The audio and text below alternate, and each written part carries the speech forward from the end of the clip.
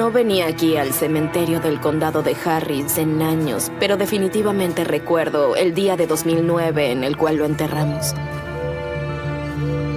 Lo hicimos en la subsección de bebés del sector de niños del cementerio. Él estaba en un hermoso ataúd blanco de tamaño infantil porque estaba esquelético.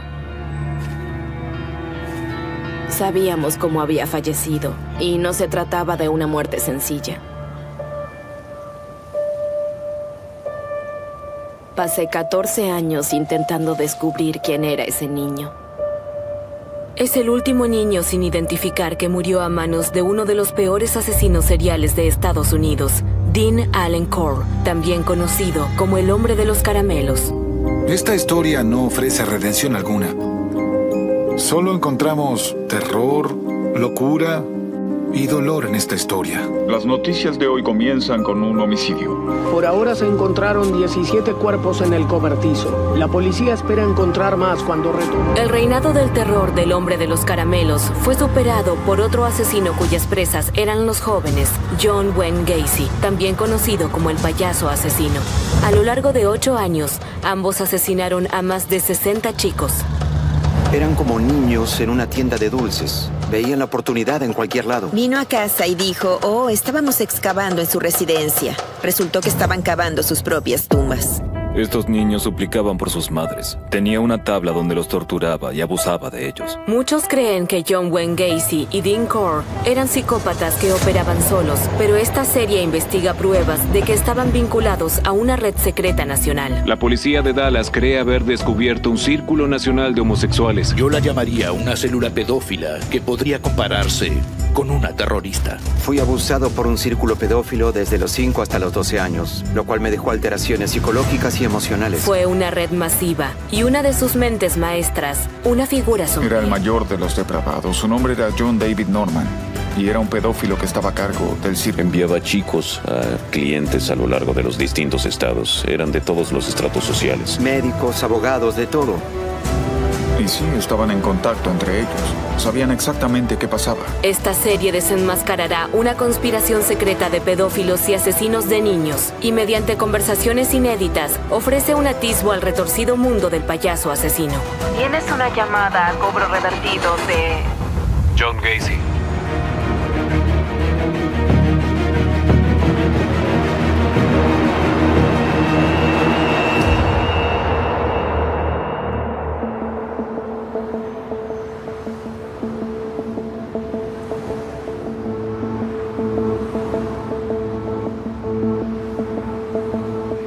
Hay toda una industria dedicada a los asesinos seriales en Estados Unidos. Incluso con toda la tecnología que ahora está a disposición para atraparlos de forma sencilla. Es desconcertante que esto haya escapado a los ojos de todos entre 1970 y 1973.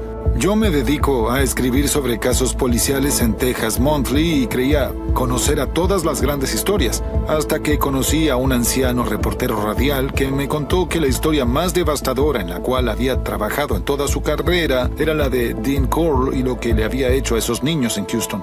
Yo le pregunté, ¿quién es Dean Core? La respuesta comenzó con un llamado telefónico a la policía durante una calurosa mañana de verano de 1973, la cual empezó a revelar un oscuro mundo secreto. En la calle Lamar al 2020, la policía encontró a 3 adolescentes conmocionados. Elmer Wayne Henley, de 17 años, Tim Curley, de 19, y Rhonda Williams, de 15. En el suelo había un arma calibre 22. Estaban sentados en el cordón y Wayne Henley declaró inmediatamente que le había disparado a Dean Core, cuyo cuerpo estaba dentro de la casa. En el pasillo se encontró el cuerpo desnudo de un hombre con 6 disparos. Un registro de la casa demostró que esto no tenía nada de rutinario. En un dormitorio había plástico de poliuretano extendido sobre el suelo, además de tablas con agujeros que tenían esposas y sogas junto a ellas.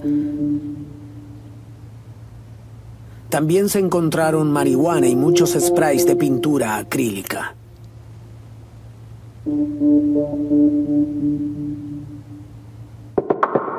Dean Core, de 33 años, parecía una víctima inusual. Trabajaba como guardavías en la empresa Houston Lighting and Power y era un rostro familiar del Heights. Su madre era la propietaria de la fábrica y tienda de golosinas del barrio. Yo estaba en 5º grado y mientras estábamos en el patio, alguien gritó: "El hombre de los caramelos". Estos niños corrían como locos hacia la cerca para recibir golosinas. Yo me volteé hacia un amigo y le pregunté quién era el hombre de los caramelos y me contestó: "Oh, su familia dirige la tienda de golosinas que está a 4 calles". Dean Core era un hombre joven de contextura grande y hombros anchos. Tenía el cabello grueso y negro con patillas largas y era amigable. Siempre era bueno con los niños que iban a la fábrica de golosinas. Les regalaba algunas que su madre había hecho, como almendras dulces, delicias turcas o troncos de nueces. En algunas ocasiones los llevaba a pasear en su motocicleta.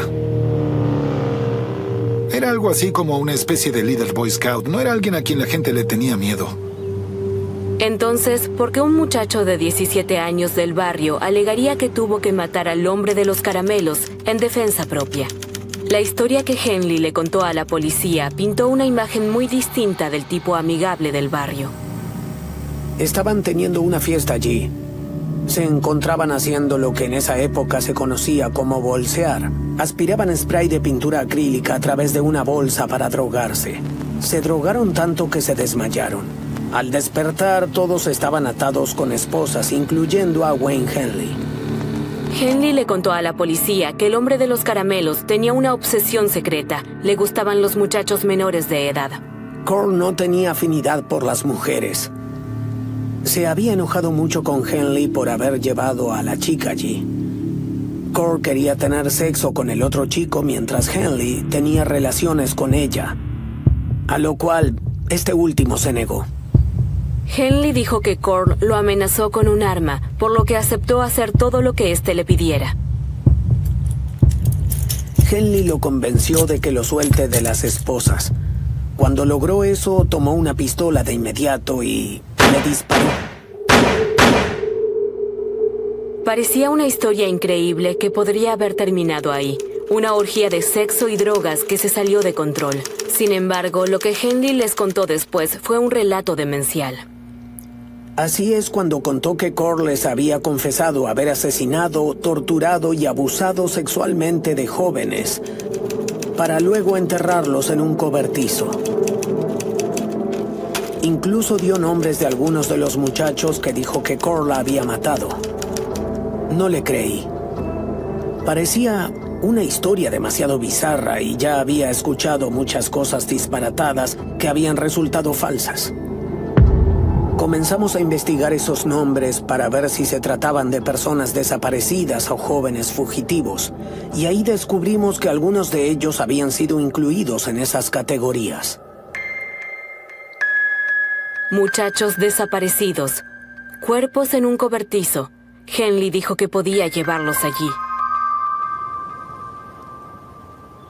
Henley tenía una actitud fría. Era un chico muy inteligente y astuto. No mostraba emoción alguna con respecto a esto. Esa tarde, Henley llevó a la policía a la calle Silver Bell 4500 tras un viaje de 30 minutos. Encontramos el cobertizo, pero estaba cerrado. Tomé una herramienta para neumáticos del auto, con la cual rompí las bisagras de la puerta galvanizada. Ni bien abrimos la puerta, había un olor muy feo. En ese momento concluí que Henley tenía razón. Entonces le creí. Me di cuenta de que indudablemente había alguien muerto dentro de ese cobertizo. Ya había sentido ese olor en otras ocasiones. Observando por el suelo, detecté una parte del costado izquierdo que estaba agrietada y levantada. Ahí fue cuando tomé una pala y comencé a excavar junto con algunas personas. Encontramos el primer cuerpo entre 15 y 20 centímetros debajo del suelo. Se trataba de un muchacho envuelto en plástico. Ya estaba en descomposición, pero no llevaba mucho tiempo en el lugar. Sentí el olor al bajar del auto. Era como un gumbo negro en un cobertizo de aproximadamente 4×8. Era el olor más horrible que uno pueda imaginarse. Obviamente era algo nuevo para mí, ya que llevaba un mes en el departamento de homicidios cuando eso ocurrió. Algunos llevaban mucho tiempo enterrados, ya que eran solo esqueletos. Había cal. Y cuando uno se topaba con ella, sabía que había un cuerpo debajo.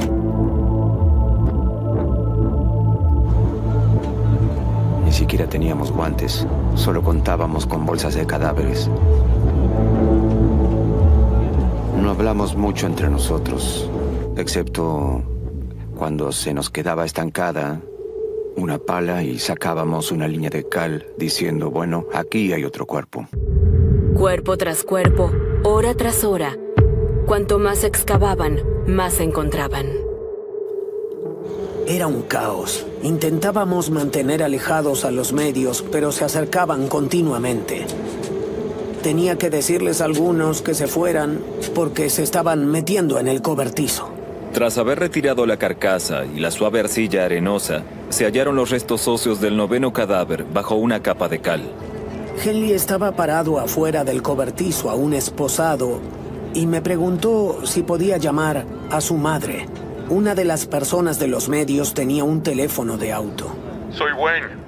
Sí, habla mamá, hijo. Mamá. Sí. Maté a Dean. Wayne. Mamá. Wayne, no me estarás hablando en serio. Sí. Oh, no. La única vez que lo vi expresar emoción fue cuando hablaba por teléfono con su madre en el cobertizo. Más allá de eso, era una persona fría.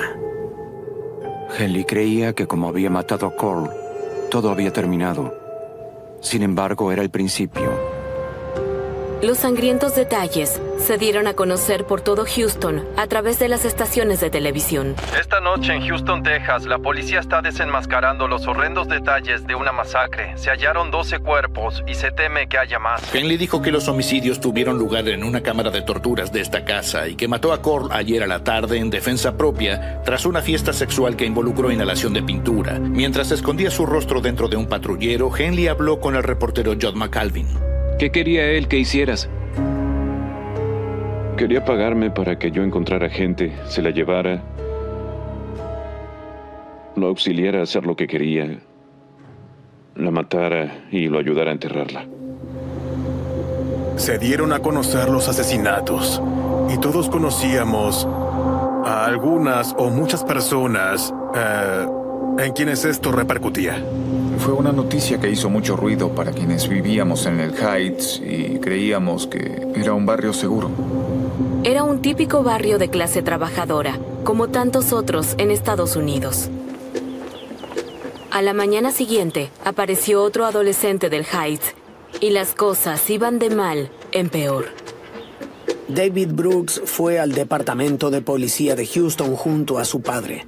El joven de 18 años dijo que Henley no estaba contando todo. Reveló que Cole no actuaba solo y que Henley no era un inocente espectador, sino un participante voluntario.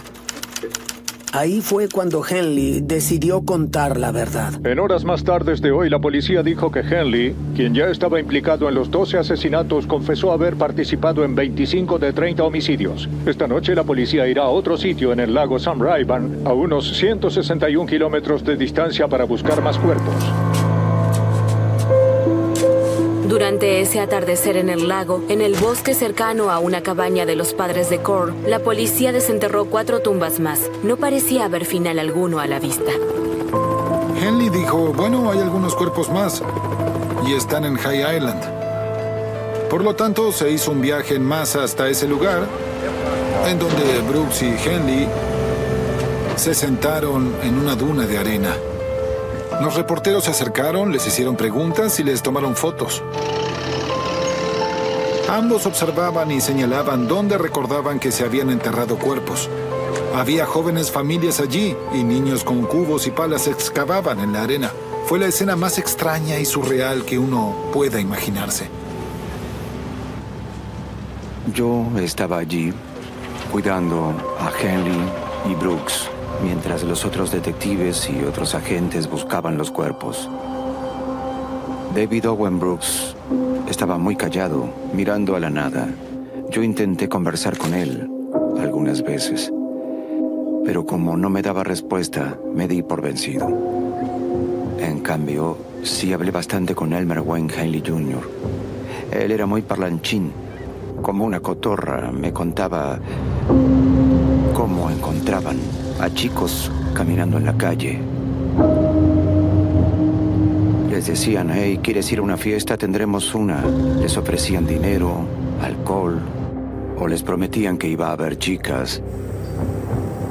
Henley explicó que la fiesta se transformaba en algo diferente al ingresar a la casa. Henley me dijo que Cole tenía una tabla para torturar, en donde ataba a los muchachos y los abusaba sexualmente.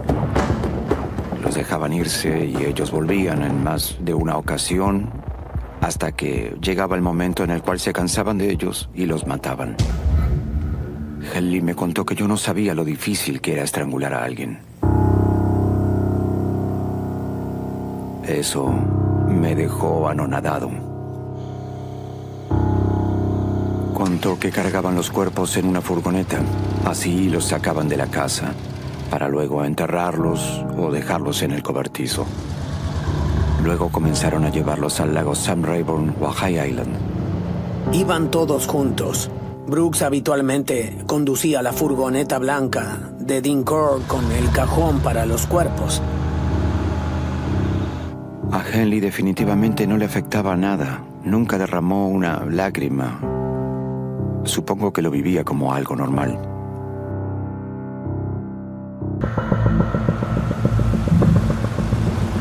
Henley y Brooks no solo convencían a adolescentes para que se subieran a la furgoneta. Al llegar al apartamento, ayudaban a atarlos con una correa a la tabla de las torturas. Amordazaban sus bocas, ataban sus manos y los ubicaban en posiciones para que Dean pudiera tener sexo con ellos. Lo que hacían era tan cruel como lo que hacía Cole. Se trataba de una máquina de matar brutal y calculadora. ¿Cómo hizo Cole para comprar el silencio de ambos? ¿Y cómo nadie en Heights se dio cuenta de lo que pasaba? Sigo siendo el mismo redactor hace 30 años. Esta historia no ofrece redención alguna. Solo encontramos terror, locura y dolor en esta historia. Hasta hace unos días, el público jamás había escuchado sobre Dean Allen Core. Ahora se lo cataloga como el sospechoso de homicidio más conocido del estado. 6 días después de que Wayne Henley matara a Dean Core, la policía desenterró los cuerpos de 27 muchachos, 17 del cobertizo, 6 de la playa y 4 del lago Sam Rayburn. Esta orgía de asesinatos fue la peor en la historia estadounidense. Pensé en esto cada noche durante mucho tiempo. Incluso hoy sigo pensando en el tema y si pudimos encontrar todos los cuerpos o no. Los desesperados padres de chicos desaparecidos desbordaban con llamados al departamento de policía. Cuando fuimos a buscar reportes de chicos desaparecidos, había 40 o 50 de ellos. Contactamos a padres, pedimos registros dentales. Fueron identificados por los cinturones o las zapatillas que usaban. En ese entonces no existía el ADN. En la morgue, la oficina del forense trabajaba día y noche. Las familias esperaban recibir aviso de novedades. Personalmente tuve que ir a la morgue todos los días. Fue una experiencia horrible porque ni bien bajaba del elevador, el olor a cuerpos en descomposición era abrumador. No sé cómo los forenses trabajaban en ese entorno. Era devastador cuando uno tenía que dirigirse a la familia para decirle, se identificó a su hijo como una víctima. Era horrible. Una de las primeras víctimas identificadas fue David Hilligis, de 13 años, desaparecido hace más de 2 años. Los Hilligis gastaron miles de dólares en detectives privados y avisos en periódicos clandestinos para buscar a su hijo y un vecino que había desaparecido junto a él. Temía desde un comienzo que algo les había pasado, pero naturalmente, junto a nuestros miedos, teníamos la esperanza de que regresaran. David y Mali, su amigo de 16 años, desaparecieron a plena luz del día. Mali y David fueron a nadar a la piscina local. Esos lugares estaban abiertos hasta agosto o septiembre. Quisieron ir a divertirse allí y hacer lo que quisieran. Y sin embargo, desaparecieron. Ambos muchachos estaban descalzos con sus trajes de baño. Se los vio por última vez subiéndose a una furgoneta blanca. Henley estaba tan metido en su actividad que llevaba a sus propios amigos a que conocieran a Coral y fueran asesinados. David Hillgist vivía calle abajo de la casa de Henley. Mark Scott lo había invitado a una de sus fiestas de cumpleaños. Homer García había estado en la misma clase de conducir. Todos ellos, todos habían desaparecido y habían sido asesinados y sus padres iban conduciendo por la noche buscándolos. Wayne Henley incluso había colgado carteles que la señora Hillgist había hecho para buscar a David y Mali. Los colgó por el barrio, habiendo sido responsable de sus secuestros ante todo. Mali había trabajado para Dean Coral en la tienda de golosinas durante un breve periodo de tiempo. Esto me revuelve el estómago. Es muy espeluznante y doloroso que haya tenido una relación tan cercana con ese hombre. Había preguntas dando vueltas. ¿Cómo pudo haber pasado todo eso bajo las narices de todos? ¿Y cómo podía ser que el responsable fuera el tipo a quien todos llamaban el perfecto caballero, el hombre de los caramelos? Dean Coral creció en Indiana y en Tennessee. Su padre era electricista. Llegaron a Texas en 1962 y abrieron una tienda de golosinas. Dean fue a la preparatoria en donde tocaba el trombón en la banda. Era querido, tenía buenas notas y había chicas que gustaban de él. Estuvo en el ejército, en donde se volvió un experto en operaciones de radio. Regresó a Houston, trabajó para su madre y se convirtió en el hombre de los caramelos. Ella se divorció y se casó con un marino mercante, y él fue el que le dijo: hay algo que está mal con Dean. Creo que tiene algunas tendencias homosexuales. Sin dudas le gusta rodearse de otros muchachos. Su madre se enojó tanto por eso que decidió divorciarse del marino mercante, cerró la fábrica de golosinas y se mudó a Colorado. Ella había asumido que Dean, con quien tenía un gran apego, se iría con ella. Pero él le dijo: me quedaré en Houston trabajando en la empresa Houston Lighting and Power como guardavías. Por primera vez estaba solo y tenía un apartamento. Y ahí fue cuando ocurrió algo que lo desató. Coral se sintió libre para actuar en base a sus oscuros deseos y atrajo a 2 adolescentes del barrio para formar parte de su máquina de matar. Cuando Brooks y Henley se involucraron, las golosinas se transformaron en fiestas sexuales y marihuana. Brooks era un chico de unos 12 años que iba a la fábrica de golosinas.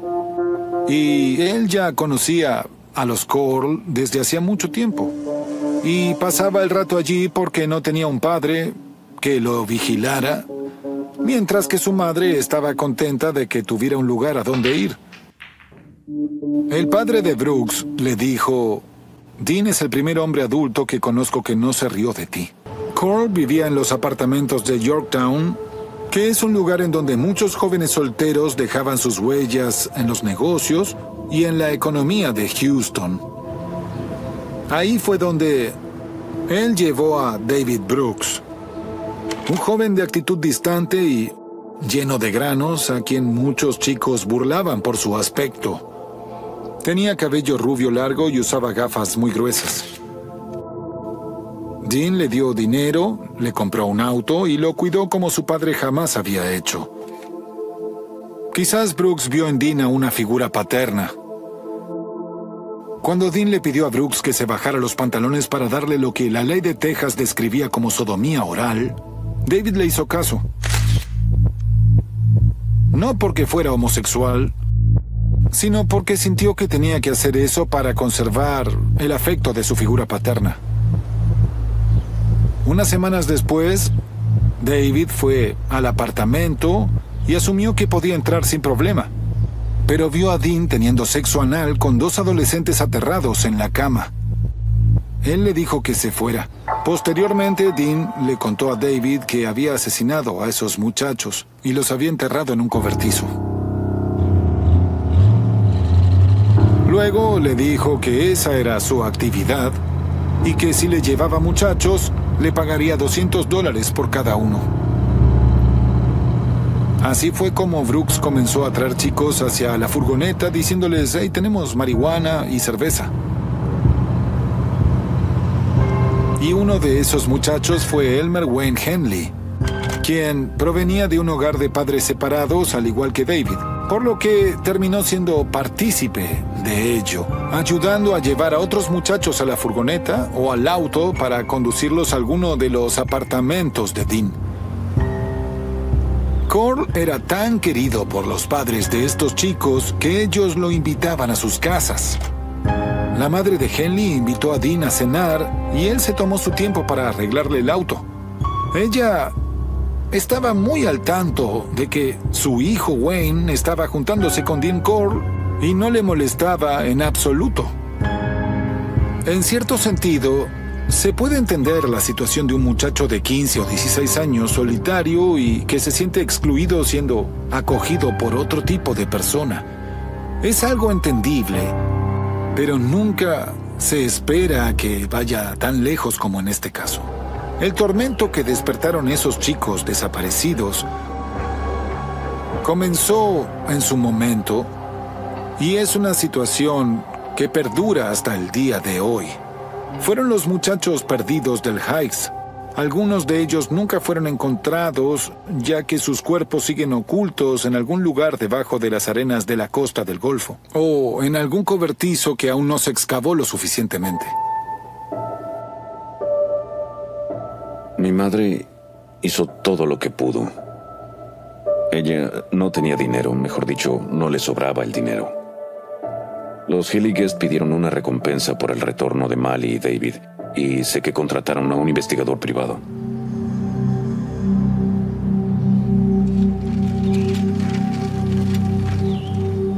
Dean Cole murió hace casi 50 años, pero lo que le hizo a Mali Winkle, de 16 años, aún atormenta a su hermano Ben. Era un buen chico y también un buen hermano. Yo siempre quería pasar el rato con Mali, estar con él. Salíamos a correr y hacíamos las cosas típicas de los chicos. Dormíamos en la misma habitación y él me cuidaba lo mejor que podía. Siempre se aseguraba de que yo no me metiera en problemas. ¿Cómo te llamas? Mali Winkle. ¿Mali Winkle? ¿De qué ciudad eres? Houston. Pero, como en el caso de muchos de los otros chicos asesinados, la familia de Ben quedó destruida. Cuando yo tenía 8 años, mi mamá perdió todo. Era una madre soltera que trabajaba en turnos de 12 horas. Pasábamos mucho tiempo solos. Eso repercutía mucho. Mi madre decía: Mali, quédate con Ben y cuídalo. Y recuerdo que en ese momento él estaba intentando salir con chicas, tenía 15 o 16 años. Yo siempre quería estar con Mali, pero como él me llevaba 8 años, él nunca quería hacer eso. Cuando mi madre volvía a casa, yo tampoco estaba. Así que ella no me podía controlar. Me llevó a un hogar de niños llamado Refugio de Muchachos en la zona de Port Texas. También quiso ingresar a Mali ahí, pero él no pudo. No sé si por su edad o por qué, pero no le autorizaron a estar ahí. Él vino a verme uno de los domingos de visitas y ahí fue cuando se tomó esa foto. Al año siguiente fue secuestrado. Su cuerpo fue hallado en el cobertizo. Obviamente, supe la verdad años más tarde en mi vida. lo cual me resultó muy doloroso desde entonces. Allá por el 73, cuando Henley le disparó a Cole y la historia llegó a los periódicos, a Bernie Milligan, de 20 años, se le ocurre un solo nombre. Frank Aguirre era uno de los chicos desaparecidos. Él y yo íbamos a la preparatoria Hamilton Jr. juntos y teníamos muchos amigos en común. No tenía idea de quiénes eran los perpetradores hasta que abrí el periódico y pude ver sus rostros. Uno de esos rostros era el de Dean Cole.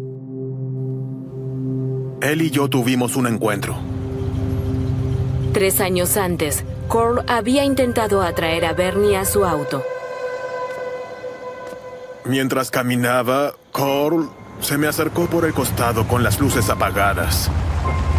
Me insistía para llevarme en el auto, diciéndome, hey, te llevaré a donde quieras. Yo intentaba dejarle en claro que no me iba a subir a su vehículo, al de nadie. Finalmente me dijo, hey, hazte hombre. Esa fue la primera cosa extraña que le escuché decir. Se puso un poco más insistente y luego me fui. Menos mal que yo era un atleta porque pude irme corriendo a toda velocidad. Me detuve en un callejón porque lo sentía conducir con sus luces apagadas. Y finalmente lo perdí. Le conté esto a mi madre. No llamamos a la policía porque no tenía una descripción del auto. Me había enfocado en él. Bernie tuvo un segundo encuentro con Cole, quien estaba con sus amigos esta vez. Me volteé y vi un auto, en donde estaban David Brooks y Elmer Wayne Henley sentados en el asiento trasero. En cuanto al conductor, no pude verlo desde donde yo estaba. David Brooks me dijo, hey, vamos a Sam Rayburn, ¿quieres ir a pescar? Me di cuenta de que el conductor estaba observando, giró su cabeza y me reconoció. Yo desconocía el nombre de Dean Cole, solo lo tenía identificado como aquel tipo de septiembre del 69. Lo único que dijo fue, tenemos que irnos ahora, y se fueron. Bernie escapó una vez más de las garras de Cole, quien murió un mes después al recibir un disparo de su amigo Wayne Henley. Unas semanas después de la noticia, circulaban rumores en el Heights de que Henley y Brooks habían estado intentando liberarse de Cole. David estaba aterrado por su vida. Estaba recién casado y tenía un hijo. Iba a desvincularse de lo que estaba sucediendo. Según lo que me contaron, David tomaba un sofá o una silla para ponerlos frente a una puerta todas las noches y sentarse con una escopeta, temiendo que Henley y Dean Cole se metieran en su casa y los mataran a él, a su esposa y a su hijo. Aparentemente le confesó todo a su padre, quien le informó que la Corte Suprema estaba trabajando para prohibir la pena de muerte y le aconsejó que se callara. Esto es lo que me dijeron. No me lo contó David Brooks, ni tampoco me lo contó su esposa. Henley también temía por su vida. Dean le contó que pertenecía a una organización de Dallas que compraba y vendía muchachos. Henley dijo que Dean le había contado que esa organización lo iba a atrapar si le hacía algo a él. Reveló que intentó decirle esto a su madre, aunque ella no le creyó. La verdad es que la señora Henley necesitaba dinero. Estaba divorciada y su esposo no se encargaba de la manutención infantil. Por lo tanto, conseguir $200 era muy significativo. Incluso si eso implicaba que Wayne tuviera que entregar a un muchacho para ser asesinado. Esos $200 representaban mucho para su familia. Se pensaría que una madre, especialmente después de lo que Elmer Wayne Henley le había contado, tendría una idea clara de lo que estaba sucediendo. ¿Podía no darse cuenta de ello como madre? Si Henley no hubiera mencionado el cobertizo a la policía, ¿cómo pudo haber ella sabido algo sobre esto? Todo se habría tratado simplemente de una alocada noche aspirando pintura en una casa en Pasadena, donde estaban Dean Corll y 3 adolescentes. Nadie hubiera hecho la conexión con los otros muchachos desaparecidos. Nadie la había realizado aún. ¿Por qué iban a empezar ahora? No quiero sonar grosero, pero por un lado está la pedofilia y por el otro lo que Dean Corll hacía. Practicaba un juego en el que les ponía esposas a los niños y les decía, veamos cuán rápido pueden quitárselas. Comenzaba el juego así y luego le entregaba las esposas a otro muchacho, quien no podía quitárselas, y ahí empezaba todo. Es muy difícil hablar de esto. Yo he cubierto muchos delitos. Y cuando veo que cosas tan depravadas ocurrían en lo que hoy es un hermoso vecindario yuppie, me parece algo imposible. Me cuesta imaginarlo. De esos 28 niños asesinados, al menos 22 de ellos habían crecido en un vecindario llamado Heights. 11 de ellos iban a la misma escuela preparatoria. El Departamento de Policía de Houston dice recibir más de 5,000 reportes de chicos fugitivos al año y que no hay forma de chequearlos minuciosamente porque, según ellos, no hay suficientes policías. Entre 1971 y 1973, más de 400 niños fueron reportados desaparecidos en el Heights, una zona de 3 kilómetros de ancho y 5 de profundidad. Era una época diferente. Los chicos se la pasaban haciendo dedo. Algunas de esas víctimas hacían autostop. Era la época de sexo, drogas y rock and roll. Era un momento extraño en Estados Unidos porque había muchos chicos que desaparecían. Al mismo tiempo, había algunos que se escapaban y otros que querían ver cómo era la otra parte del mundo. En aquel entonces, ser un fugitivo no era delito, ni una prioridad para la policía.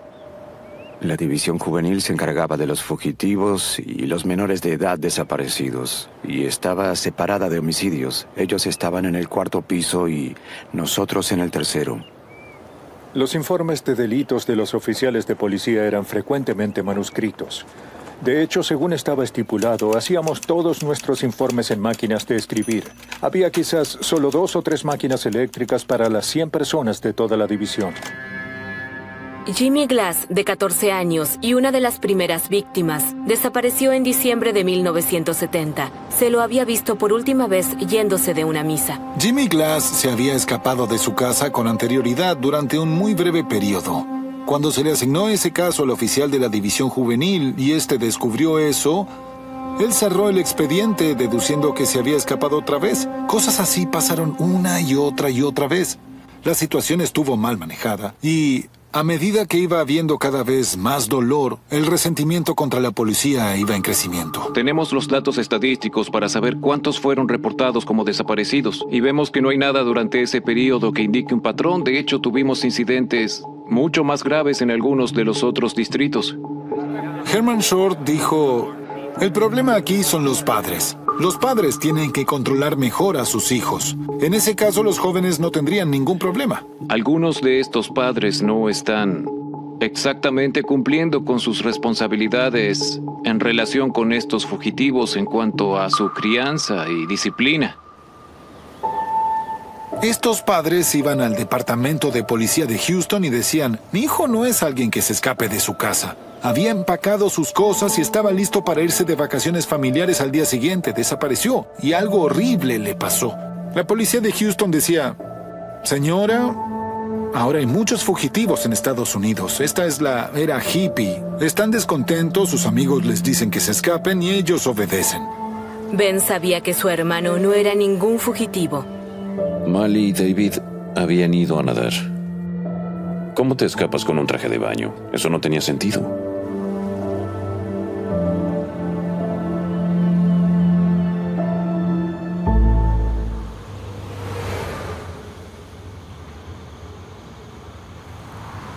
Hay que tener en cuenta que ninguna persona que haya estado involucrada en este caso, lo haya investigado o haya leído sobre él, podrá olvidarlo.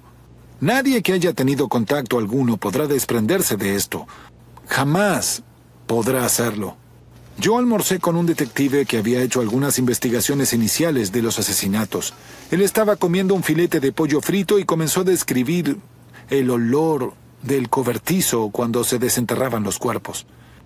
En ese momento bajó el tenedor y su rostro se puso blanco y no volvió a comer ni un bocado durante todo el resto del almuerzo. Así de asqueado estaba por un recuerdo de 40 años antes. 40 años.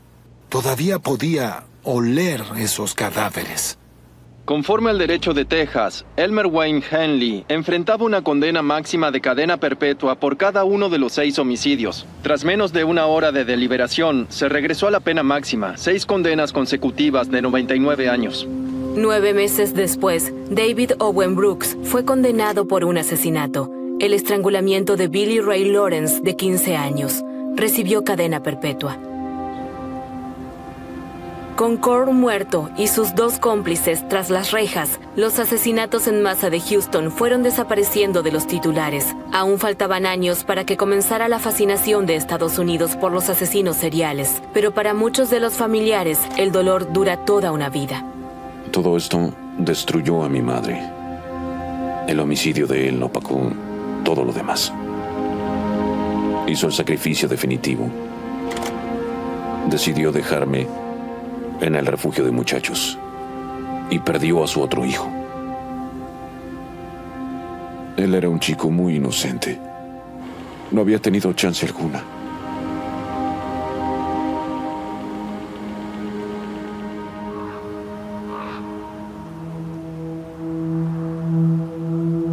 Aún menos suerte siguen teniendo los familiares de las víctimas de Core, cuyos cuerpos nunca fueron identificados.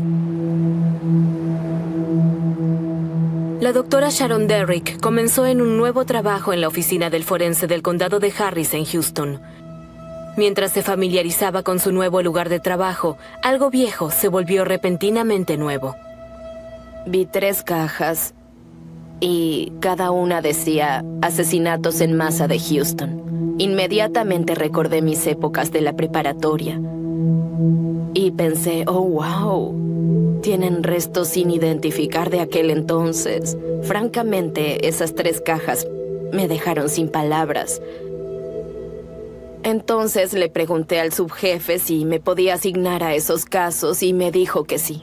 No iba a ser fácil. Esas cajas contenían los huesos y las partes olvidadas de las últimas víctimas no identificadas del hombre de los caramelos. Se trataba de mucho más que poner los huesos sobre la mesa y clasificarlos. Había que indagar en los viejos archivos aún presentes, los cuales no eran muchos. Desde 2006, se identificaron a 5 de esos chicos con la ayuda del ADN. Queda un último muchacho. Necesitábamos que familiares que creyeran conocer a una víctima de ese terrible crimen presentaran el ADN. Si el último muchacho sin identificar no era del Heights, ¿de dónde era? Había muchachos desaparecidos en todo Estados Unidos y a cientos de kilómetros, un monstruo similar acababa de comenzar a operar a plena vista. Simplemente no había sido atrapado aún. Cuando John Wayne Gacy, el payaso, comenzó con su masacre en Chicago, se terminó descubriendo que tenía a muchos chicos en el sótano de su casa. Y uno se preguntaba si él no era nada más que una imitación de Dean Core.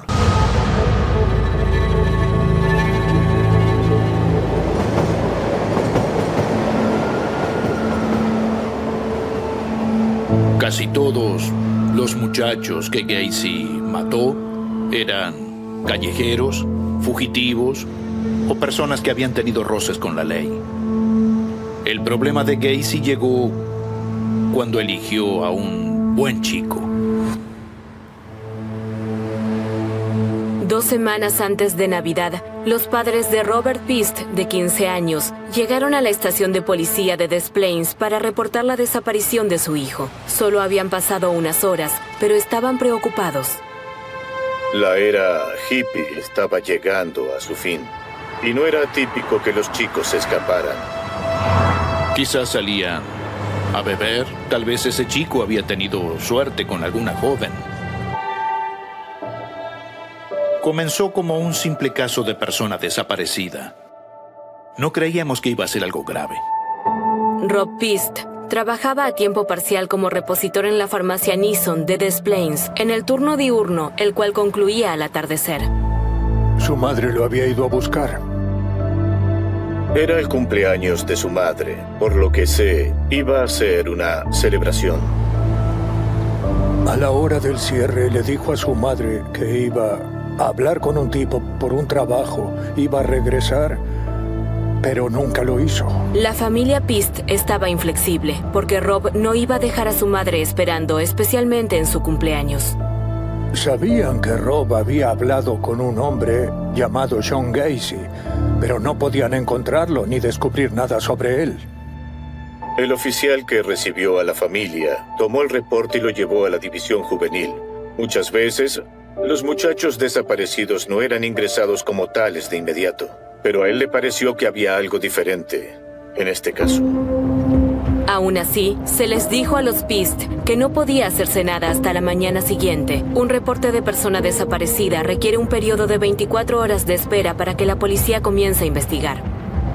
Los padres estuvieron toda la noche buscando por donde podían, desde el sacerdote de la iglesia griega hasta lotes con árboles de Navidad. Iban por todos lados para encontrar a alguien que supiera algo.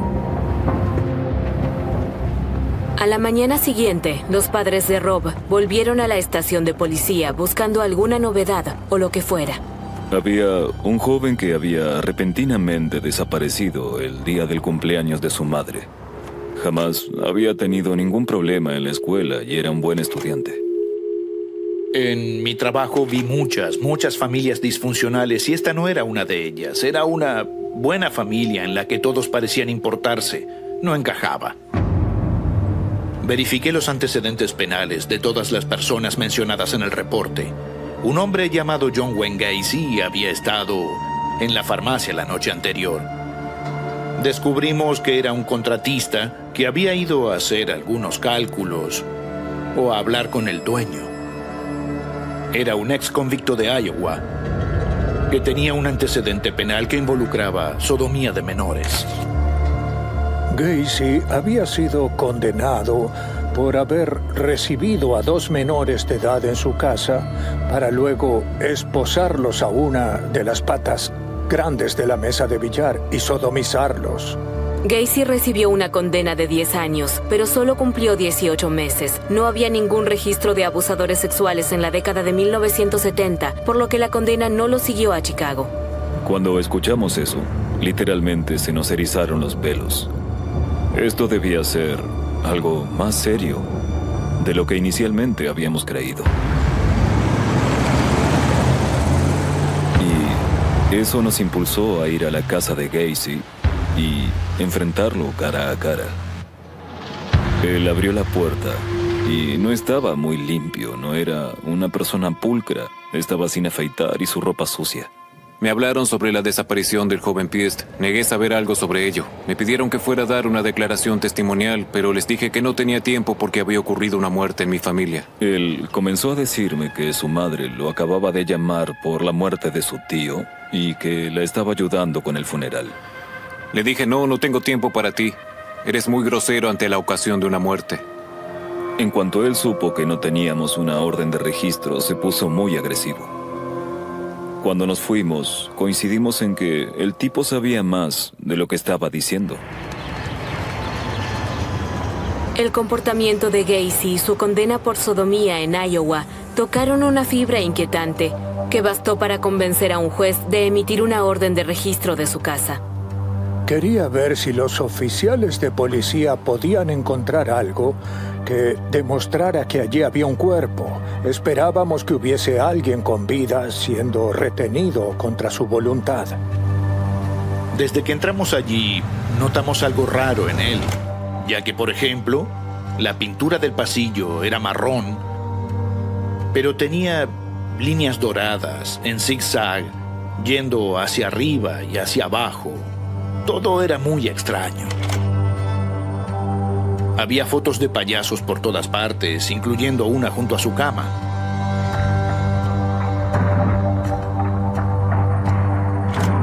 Además, había basura acumulada en cada rincón. Registraron la casa de arriba a abajo. Encontramos libros y juguetes sexuales, además de una tabla con agujeros que podía utilizarse como aquellos antiguos cepos en donde ponían a la gente. Sí, había cosas raras. En un armario de la habitación delantera encontraron una trampilla que conducía a un entrepiso. El lugar era sucio y apestoso. La capa freática estaba muy elevada en ese barrio, por lo que la bomba de sumidero funcionaba constantemente y la tierra estaba embarrada. Por lo tanto, buscábamos un montículo de tierra por si había enterrado a alguien. Pero no encontraron nada. Sin embargo, otros objetos encontrados en la casa despertaron preguntas sobre el contratista suburbano. Un recibo de la farmacia Nissan, esposas, varios juegos de llaves de autos y muchas placas policiales. Encontramos varias joyas, tarjetas de identificación y licencias de conducir que no pertenecían a Gacy. El caso de Rob Pist estaba dando un giro más grande y perturbador. Ahí nos comenzamos a dar cuenta de que estábamos ante algo más grande que la desaparición de un muchacho. Joyas, anillos de la escuela preparatoria, pulseras de identificación, licencias de conducir y docenas de placas policiales. Todas esas cosas se hallaron en la casa del contratista John Gacy y ninguna le pertenecía. Al mismo tiempo, no había señales de Rob Pist. Realmente esperábamos que estuviera vivo y pudiésemos encontrarlo atado en la casa de Gacy. Los detectives ampliaron su búsqueda. Volvieron a la farmacia para hablar con todos los que estuvieron durante la noche en la cual Rob desapareció. Hablando con algunas personas, nos enteramos de que él se había ido a encontrar con John Wayne Gacy para una solicitud de empleo. Gacy estaba en una empresa contratista llamada PDM, Pintura, Decoración y Mantenimiento. Le ofrecía un trabajo de verano por $7.50 la hora. Era un chico de 15 años, ansioso por cumplir 16 y comprarse un auto. Había una joven llamada Kim trabajando en el mostrador cerca de la puerta delantera. Tenía frío, por lo que tomó prestada la bella y nueva chaqueta de plumas de Robert. Cuando salió a ver a Gacy, le dijo: Kim, dame mi chaqueta. Le dijo: me iré con este tipo a llenar una solicitud. Muchas de estas personas no habían notado nada sospechoso. No había ninguna razón para pensar que él no iba a volver a casa. A pesar de la condena de Gacy por sodomía en Iowa, el contratista suburbano de 36 años parecía un hombre de negocios agradable y trabajador. Los vecinos y sus socios realmente lo querían mucho. Gacy armaba fiestas los 4 de julio de cada año, a donde la gente iba. Allí había un quién es quién de la policía de Chicago. Era un organizador de desfiles para el alcalde de Chicago y el jefe democrático del distrito electoral. Se trataba de un ciudadano modelo. Si sales a la calle y les pides que te digan la verdad, nadie te dirá que John Gacy les hizo algo malo.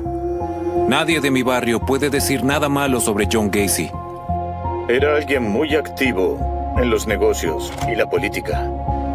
En un momento hubo un desfile por el Día de la Constitución Polaca, a donde fue la primera dama de Estados Unidos, Rosalind Carter. Él subió al escenario con ella y ambos están en la misma foto. Era un payaso registrado que dedicaba parte de su tiempo yendo a hospitales y entreteniendo a niños. Se hacía llamar Pogo, el payaso, y se lo tomaba en serio. Aquí en Estados Unidos, cuando te conviertes en payaso o te haces miembro de la Asociación de Payasos, registras tu nombre y tu rostro para que nadie más pueda utilizar el mismo maquillaje y hacerse llamar Pogo. En otras palabras, nadie más puede vestirse igual que yo y hacerse llamar Pogo. Sin embargo, una investigación del pasado de Gacy reveló una imagen diferente que la del ciudadano modelo de Chicago. Interrogamos a gente en Springfield y también en Iowa, donde había vivido. Él no se graduó de la preparatoria y se fue a trabajar a Las Vegas para una empresa de ambulancias. Su trabajo allí consistía en ir a buscar cadáveres para entregarlos a las funerarias correspondientes. En ese lugar comenzaron a descubrir cosas perturbadoras de él metiéndose con los cuerpos. Él era un necrófilo que tenía sexo con los cadáveres en las funerarias. Lo descubrieron porque encontraron la ropa de los cadáveres alterada y lo encararon con esto. Supongo que él confesó por lo que lo echaron. Gacy se casó y se divorció 2 veces. Tuvo 2 hijos de su primer matrimonio en Iowa y se encontraba viviendo solo en aquel entonces. En la estación de policía de Des Plaines, los detectives revisaron los objetos tomados de la casa de Gacy. Un anillo de escuela preparatoria con las iniciales JAS llamó su atención. Trabajábamos con la desaparición de Rob Pist y de repente hallamos un anillo de escuela preparatoria con iniciales inscriptas. Descubrimos que posiblemente pertenecía a John Sick. John Sick, de 19 años, era de Des Plaines, pero estaba viviendo en Chicago cuando desapareció un año antes, en enero de 1977. Hablamos con su madre y nos dijo que sí, él estaba desaparecido, además de su automóvil y su televisor. Habíamos visto un televisor en la casa que podía coincidir. Empezamos a investigar a otros muchachos desaparecidos. Encontramos una lista de empleados y comenzamos a investigarlos, lo cual nos llevó a descubrir que muchos de ellos también estaban desaparecidos.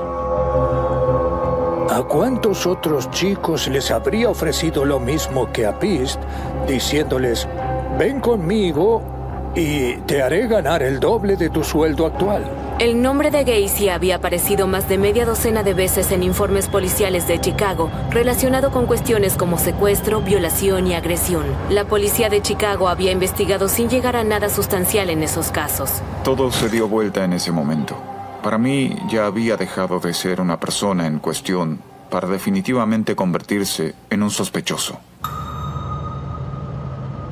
Rob Pist llevaba 4 días desaparecido y todos los ojos estaban puestos en Gacy, pero la policía necesitaba más pruebas, por lo que decidió vigilarlo las 24 horas. Esperaba que, si realmente le había hecho algo a Rob Pist, eso nos condujera allí. Estos éramos los 4 encargados de vigilarlo. Bob y Ron estaban desde el mediodía hasta la medianoche y Dave y yo desde la medianoche hasta el mediodía. Nuestro objetivo como unidad de vigilancia era observarlo. De tal manera que, si surgiera algún tipo de evidencia, Gacy no pudiese destruirla. Sí, el trabajo de vigilancia puede ser aburrido a veces, aunque yo tenía la personalidad adecuada para él. Por alguna razón podía sentarme y tener la paciencia suficiente. La primera noche estuve sentado solo, durante un buen rato. Era un día de mucho frío en diciembre. Hacía tanto frío que tenía que mantener mi auto encendido. Cuando llegó a su casa, él vio la nube que emitía el escape de mi auto. Entonces, al llegar, supo que lo teníamos en la mira. Pasó con su auto y lo primero que hizo fue saludarme con la mano. Supo de inmediato que lo estábamos siguiendo y teníamos que hacer el mejor trabajo. Uno podía pensar que iba a lidiar con un tipo malo y rudo, pero su actitud era la opuesta. Él nos daba la bienvenida. Cuando lo seguíamos a bares, nos compraba cervezas. Cuando iba a restaurantes, nos invitaba a su mesa y desayunábamos con él. Parecía un gran tipo, y se lo veía muy preocupado por Rob Pist, diciendo que iba a hacer cualquier cosa para ayudarnos, como someterse a un detector de mentiras. Estaba muy preocupado. De hecho, mis compañeros y yo nos teníamos que hacer recordar que debíamos mantenernos alertas. Llevaba a los oficiales allí, y ninguno de ellos podía decir que me había visto actuando de forma violenta. Ninguno podía decir que mi actitud hacia ellos había sido despectiva. Hubo una vez en la cual estábamos siguiendo a Gacy. A las 2 o 3 a.m. había ido a verificar un lugar de trabajo. En su camino de vuelta a casa pasó por un barrio homosexual y se quedó mirando a un tipo que caminaba por la calle. Entonces se volteó por completo para mirarlo. Se notaba que realmente Quería hacer algo, pero no podía porque estábamos muy cerca de él. Nunca nos había dicho que era homosexual. En ese aspecto, él siempre exageraba, haciéndose pasar por lo opuesto, diciendo cosas como, wow, ¿vieron a esa mujer? ¡Qué guapa! Sobreactuaba eso para que creyéramos que era heterosexual. Sus bravatas se extendían a las ventajas de trabajar como Pogo, el payaso. Como el arrogante fanfarrón que era, Gacy nos miraba y nos decía, puedes sentarte en el regazo de las mujeres, hablarles, manosearlas y hacerles cualquier cosa. Los payasos pueden salirse con la suya. Además nos comentó, los payasos también pueden salirse con la suya tras cometer un asesinato. 5 días después de la desaparición de Rob Pist, los detectives de Des Plaines recurrirían a los empleados de Gacy para que les dieran alguna pista sobre el paradero del adolescente. Tenía 2 leales seguidores trabajando para él, Michael Rossi y David Cram. Los jóvenes llevaban 2 años trabajando para Gacy. Uno era más cooperativo que el otro, pero no diría que ninguno de los dos lo era realmente. Yo creo que se dio cuenta de que Gacy estaba en problemas, por lo que no quería ser arrastrado a esa situación más de lo necesario. Comenzó a informarnos sobre algunos empleados que habían ido a trabajar un día y que al día siguiente nunca más volvían a aparecer. Rossi mencionó a un muchacho en particular que había trabajado para Gacy 2 años antes, quien asistió a trabajar un día y nunca fue a recoger su último cheque. Gregory Godzik tenía 17 años cuando tomó un trabajo a tiempo parcial en PDM Construction en 1976.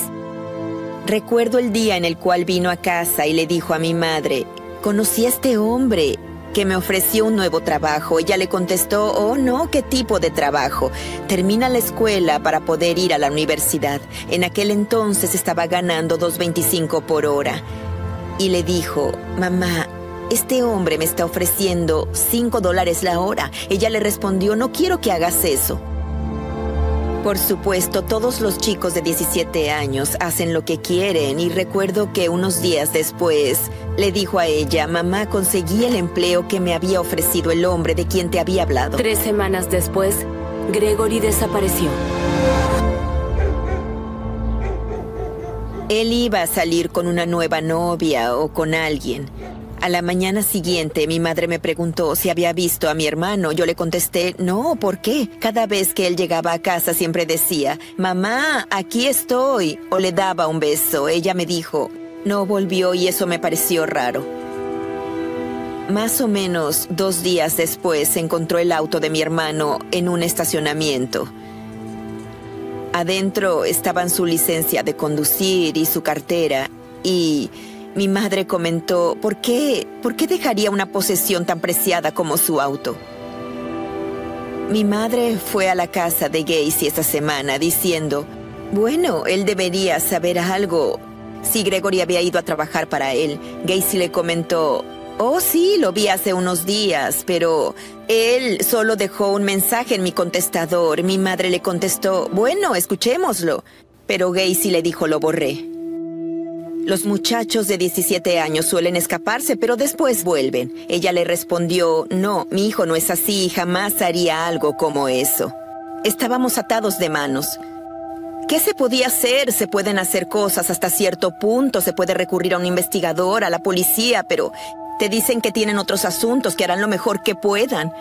A uno no le queda más que tolerarlo. 3 adolescentes, Rob Pist, Gregory Godzik y John Sick, el dueño del anillo hallado en la casa de Gacy, estaban desaparecidos y todos estaban vinculados a John Gacy. Después, un objeto, un trozo de papel encontrado en la basura de Gacy, representó un punto de giro en la búsqueda de Rob Pist. Recuperamos un recibo de la farmacia Nisson que solo tenía números porque no sabíamos a quién había sido emitido. Finalmente se lo rastreó y los números correspondían a Kim Byers, quien era la compañera de trabajo de Rob Pist en la farmacia.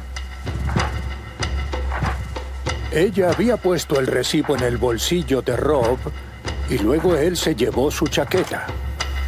Ahí fue cuando Rob se fue de la farmacia para hablar con Gacy sobre un trabajo, lo cual demostraba que su chaqueta había estado en la casa de Gacy.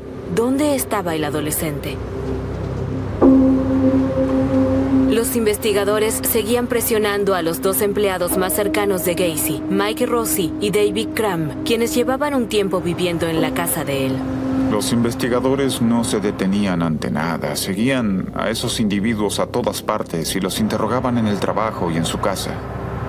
Rossi y Cram se estaban cansando de ver a la policía.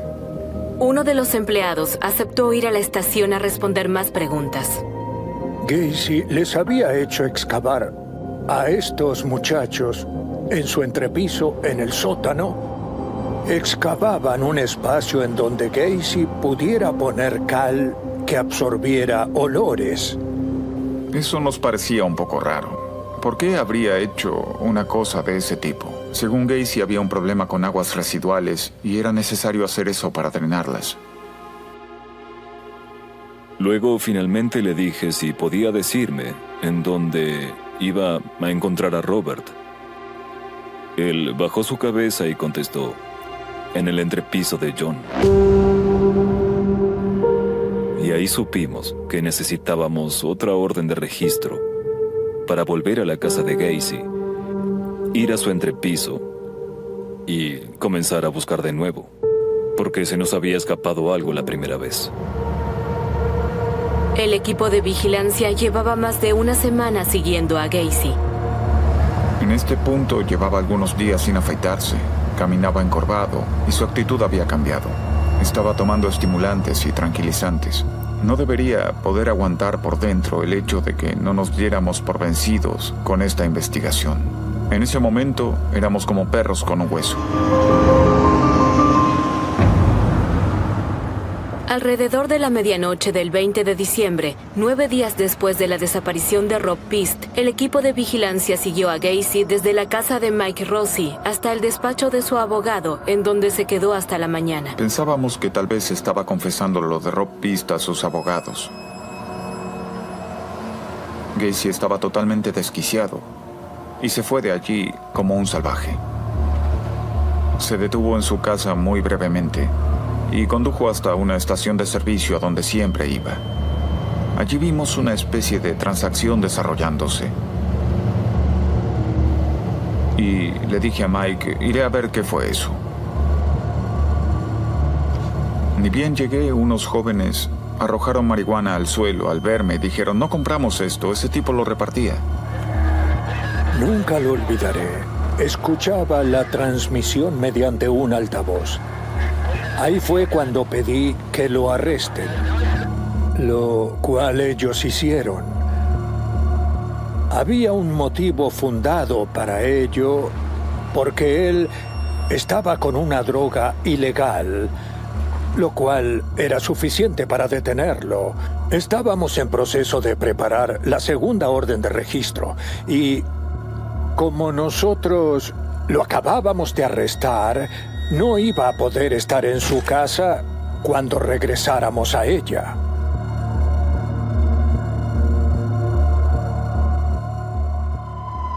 Desenterrar esos cadáveres era molesto para uno porque estabas retirando el cuerpo de otro ser humano y había más. Cada día se hallaban más. Dos tipos diferentes a quienes se les había asignado excavar pidieron ser removidos de la tarea porque les molestaba tener que desenterrar niños.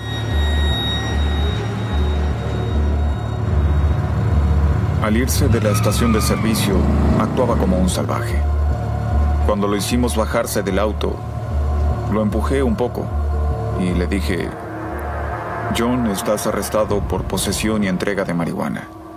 Él no contestó nada, su mirada estaba en blanco. Cuando me arrestaron, me pusieron sobre el suelo del auto y me apuntaron en la cabeza, diciéndome que no me moviera. Condujeron 14 kilómetros hasta llegar a Des Plaines, Illinois, con el fin de llevarme a la estación de policía. Ese mismo día llegó la segunda orden de registro. Tuvimos que bajar al entrepiso porque ahí era donde 2 muchachos que trabajaban para él dijeron haber estado cavando zanjas. Creo que fue Phil Batiker quien empezó a cavar y halló un fémur izquierdo. Siguió cavando y encontró un segundo fémur izquierdo.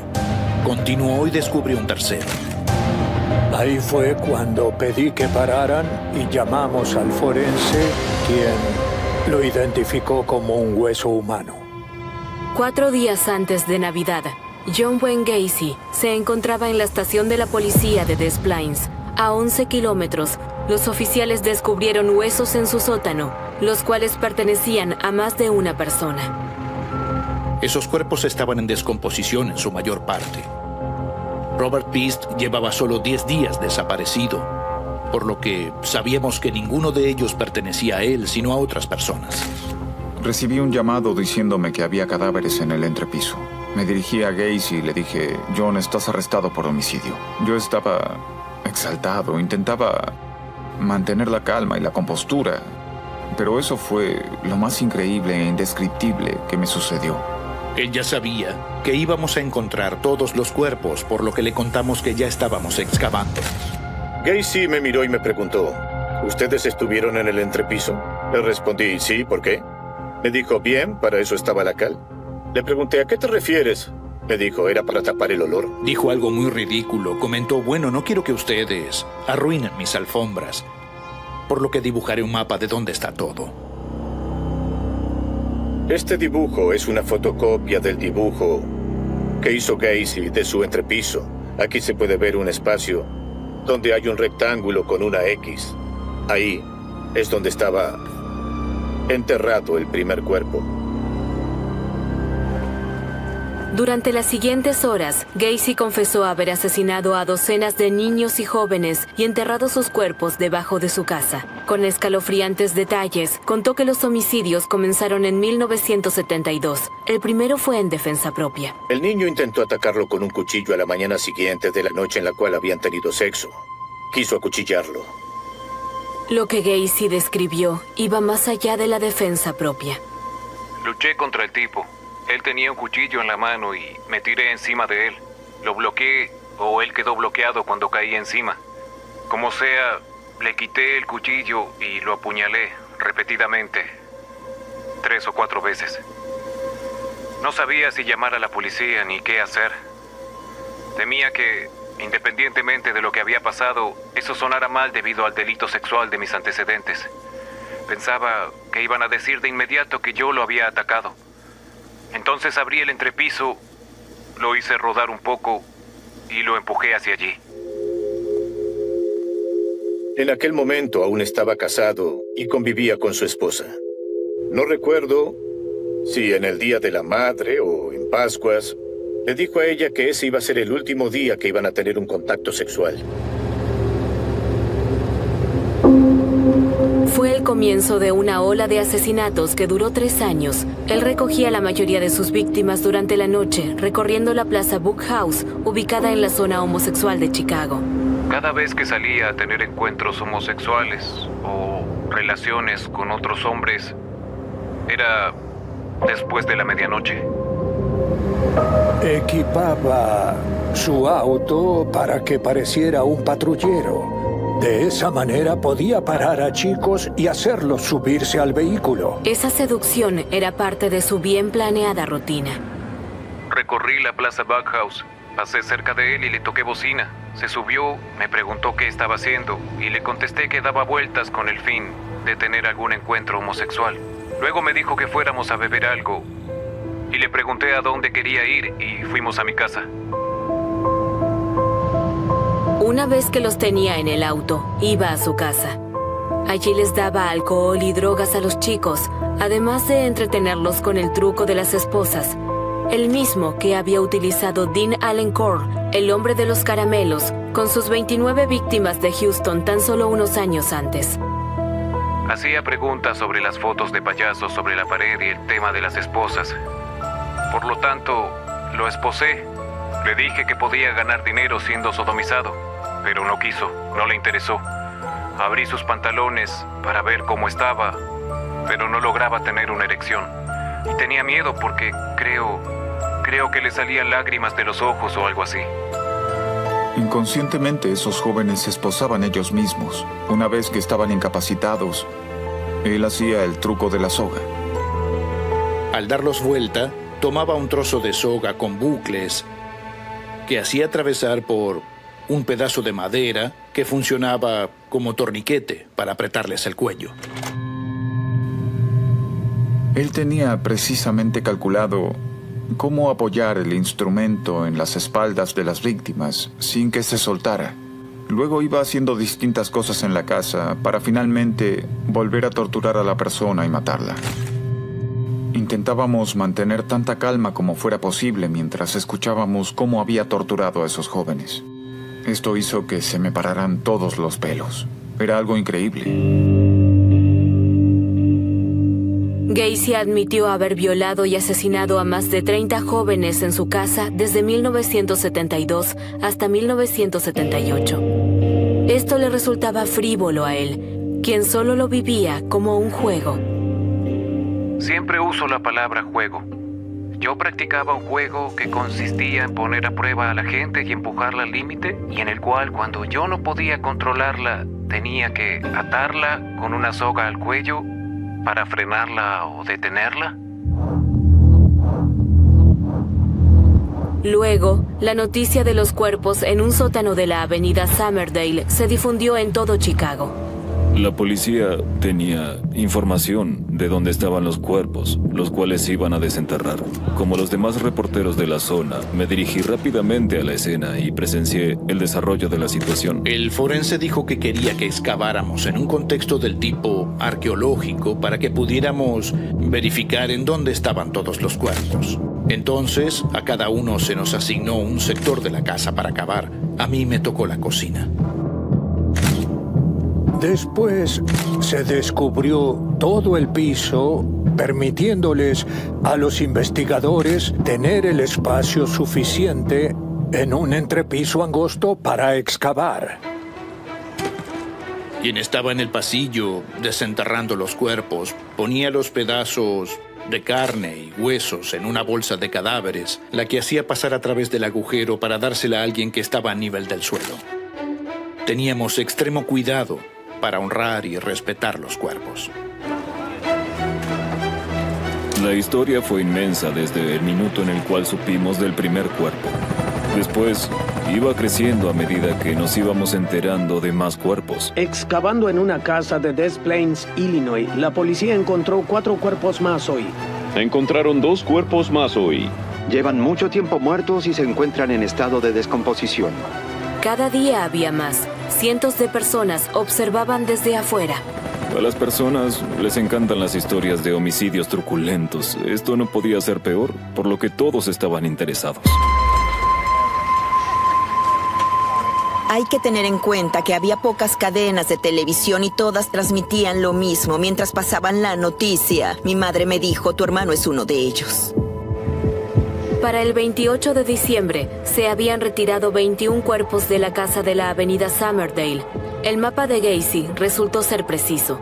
No obstante, seguía dando vueltas la cuestión de Rob Pist, el joven cuya desaparición 10 días antes había conducido a todo esto. A él no parecía alterarlo nada. La única vez que lo vi irritarse fue cuando el detective Adams le preguntó si Robert Pist había sufrido. Con espeluznante detalle, Gacy les reveló qué pasó esa noche en la farmacia Nisson. El chico vino corriendo hacia mí y me preguntó si podía hablarme sobre un trabajo. Le dije que no tenía tiempo porque estaba apurado para hacer algunas cosas y me respondió que no le importaba irse conmigo. Entonces me subí al camión y me fui a mi casa con él. Hablamos un rato. Él estaba jugando con las esposas. Le dije que se las pusiera y le enseñé un truco con ellas. Procedió a ponérselas detrás de la espalda. La muerte de Rob Pist fue como tantas otras. El patrón de Gacy se mantenía igual. Creo que entramos al dormitorio. No gritó, ni luchó, ni quiso escaparse. Recuerdo que fui a contestar un llamado telefónico. Al regresar, Lo encontré tirado en el suelo con una soga alrededor de su cuello. Limpié todo, me cambié la ropa y me fui de la casa. Habré tomado 3 o 4 Valiums y lo puse en el maletero del auto. Conduje hasta el puente de la 55 y lo tiré desde ahí. La I-55 es una carretera interestatal que va al sur desde aquí y atraviesa el río Des Plaines. Lo que Gacy hizo con Robert Piest y otras 3 víctimas fue detenerse al costado del puente, encender la luz roja que tenía para que la gente lo confundiera con un oficial de policía y no prestar atención, abrir el maletero, tomar el cuerpo y tirarlo al río.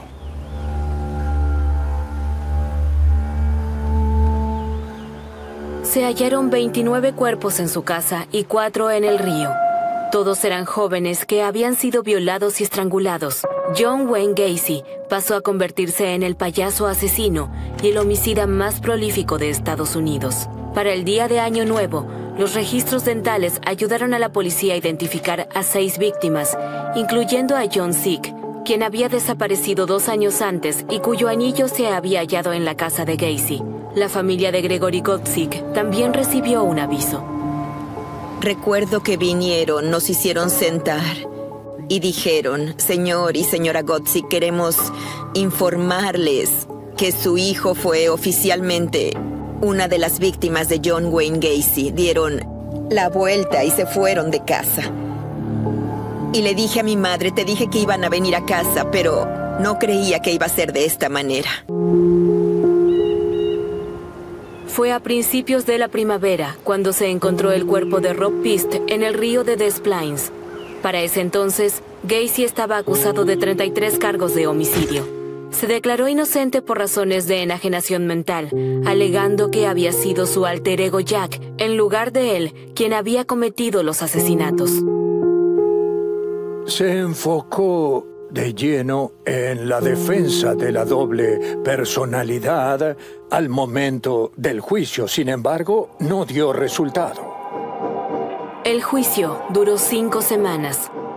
A 7 hombres y 5 mujeres les tomó menos de 2 horas encontrar a John Wayne Gacy culpable de haber asesinado a 33 jóvenes. Gacy fue condenado por haber asesinado a más personas que nadie más en la historia de Estados Unidos. Me parece que el jurado indudablemente les envió un fuerte mensaje a él y a otros que quieran hacer lo mismo, habiendo tenido que deliberar tan solo 1 hora y 45 minutos. Fue un momento emotivo para los familiares de las víctimas y muchos, como Kent Priest, cuyo hermano fue asesinado, quieren venganza. Solo hay una solución. ¿Cuál es? Quiero verlo en la silla eléctrica. Espero que vaya a la silla eléctrica, porque eso hará que todos se sientan mejor. Las otras madres también se sentirán mejor. Gacy fue condenado a muerte. Venganza. Él mató a mi hijo y nosotros lo vamos a matar a él. Todo se reduce a una vida por una vida. Comenzamos con un chico de 15 años, desaparecido en un pueblo suburbano, hasta que se llegó a donde se llegó.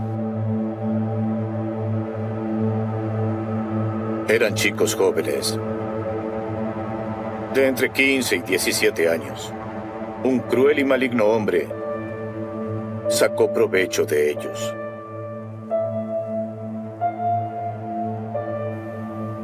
Además de lo que le hizo a sus víctimas, afectó a mucha gente. Una madre, un padre, un hermano, una hermana, y quizás más que eso, como a amigos. Toma eso y multiplícalo por 33.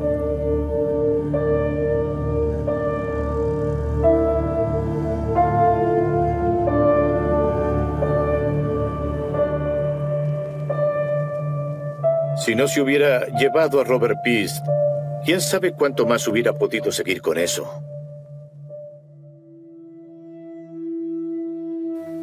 Mi padre era muy religioso, muy católico. Siempre estaba con los rosarios. Dijo, Dios nunca me hubiera hecho esto, pero me lo hizo. Desde ese entonces, mi padre nunca volvió a la iglesia. Jamás.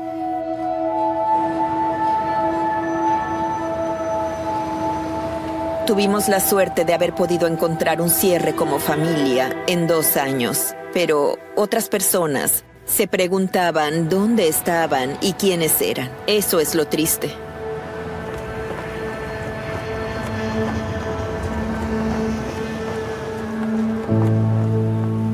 Crecí en Chicago y no había una sola persona en esta zona que no supiera sobre los asesinatos de Gacy.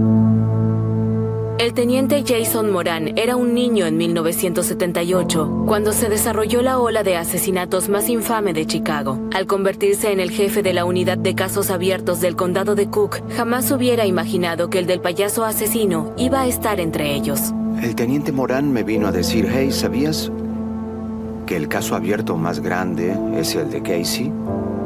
Fue condenado por muchos casos, pero hubo 8 muchachos que nunca fueron identificados. En 2011, con la tecnología del ADN a su disposición, el teniente Moran se propone identificar a esos últimos 8 jóvenes. En cuanto anunciamos la reapertura del caso, fue absolutamente abrumador, porque solo había 8 personas, había 8 víctimas sin identificar, por lo que 8 familias buscaban a su ser amado desaparecido. En pocos días, recibimos más de 100 llamadas de familiares de personas desaparecidas de todo el país. Y yo me estaba convirtiendo en un archivo nacional de chicos desaparecidos de los 70s. El payaso asesino y el asesino serial Dean Allen Core, el hombre de los caramelos de Houston, abrieron los ojos de Estados Unidos a una pesadilla escondida en su propio patio. Cuando te dedicas a hacer investigaciones penales durante una cierta cantidad de tiempo, sabes que hay más cosas detrás de un caso que las que se escuchan en los tribunales o los medios. Y había mucho más. Gacy y Core eran 2 partes pequeñas de algo mucho más grande. Una red oculta que se extendía por todo Estados Unidos. ¿Tienes lápiz y papel? Claro, déjame agarrarlos. Está bien. Bueno, genial. John David Norman. Fecha de nacimiento 17 de octubre de 1927. En 1990 recibió una condena de 2 a 5 años por abuso sexual pervertido. Era un tipo que no paraba. La redada de anoche condujo a la policía a cajas de fotos de jóvenes disponibles para hombres más grandes con el fin de actividades homosexuales.